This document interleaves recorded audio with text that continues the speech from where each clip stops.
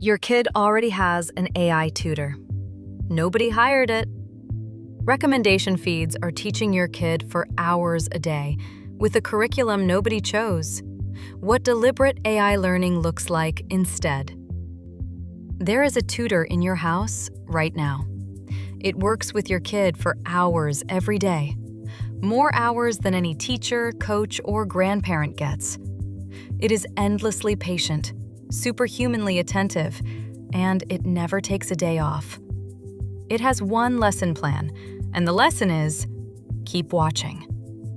You never interviewed this tutor. Nobody did. It doesn't work for you. I want to be careful here, because this is not a talk about screens being bad. You've heard that talk. It wasn't useful, because it treated all screen time as one substance, like everything on a screen was the same gray paste. This is a talk about something more specific. The difference between a tool your kid uses and a system that uses your kid. And how to tell, from across the room, which one is happening. Start with what a recommendation feed actually is, because it's the most successful AI product in history and the least examined at the dinner table. Every short video app, every autoplay cue, every endless scroll is running the same loop. It shows your kid something. It measures what happens. Did they linger? Did they skip? Did they rewatch? Did they hesitate half a second before skipping? It updates its model of your kid. Then it chooses the next thing. That loop runs hundreds of times a night, and every pass makes the model of your kid slightly more accurate. It is, in the most literal sense, studying your child. There has never been anything in a child's life that studies them this closely. Not school, not you. And here's the sentence I'd put on the fridge. A feed is a teacher whose only measure of success is that class never ends. That sentence explains almost everything about how feeds behave. A human teacher wants the lesson to land, so your kid can leave and use it. The feed wants the opposite. It is graded, its makers are paid, on time spent. So it drifts toward whatever keeps attention and away from anything that resolves it. Curiosity that gets satisfied is, to a feed, a bug. A kid who watches one video about volcanoes and then goes outside to build one out of baking soda is churn. The result is a curriculum. That's the word I want you to sit with. Not content. Curriculum. Your kid's feed has a set of topics it returns to, a sequence, an emotional temperature it maintains. It teaches taste. What's funny? What's cool? What's embarrassing? It teaches pace, how long an idea deserves before the next one arrives. Currently, about 19 seconds.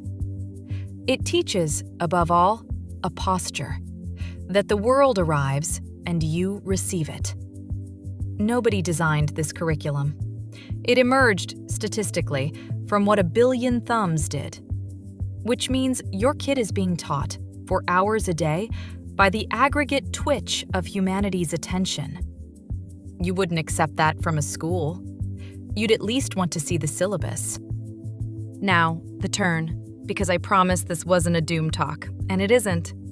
The same underlying technology that runs the feed can run the other direction entirely. And the difference isn't in the AI, it's in the posture of the kid. Watch a child in front of a feed, reclined, thumb moving, eyes tracking. The machine is the actor. The kid is the surface being acted on. Now watch a kid using a chatbot to figure out why their game code crashes, or asking an image model for 12 versions of a creature they invented, or building a chatbot that talks like their grandmother's parrot. The body language flips, forward, not back, asking, not absorbing. The machine has stopped being the current pulling them downstream and become the oar in their hands. Same rooms, same devices, same AI underneath. Opposite educations. One system is optimizing the kid. In the other, the kid is optimizing something they're making. That distinction, Being the product versus having a project is, I'd argue, the entire modern parenting question in one line.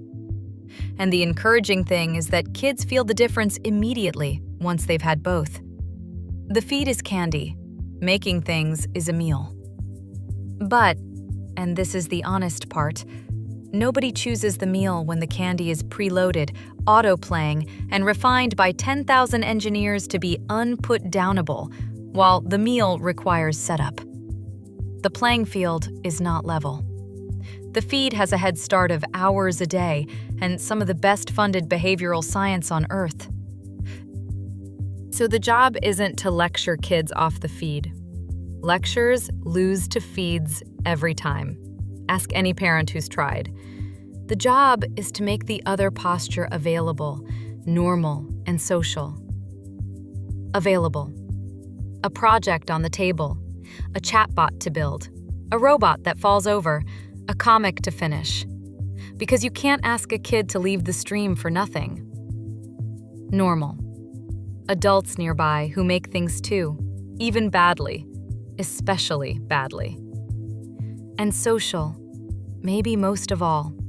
Because the feed's deepest hook isn't the videos, it's that everyone else is watching them.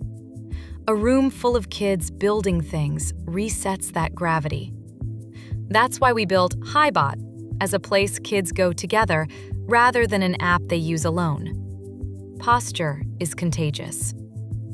I'll leave you with the fridge test, because parents keep asking for something they can actually use on a Tuesday.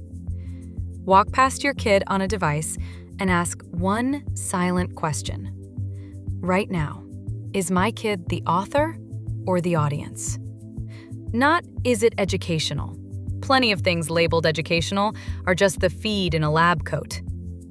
Author or audience? That's the whole test.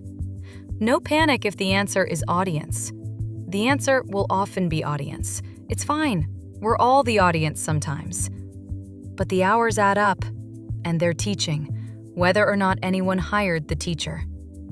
The tutor came free with the phone. The question it was never going to ask is the one you get to ask tonight. What do you want to make?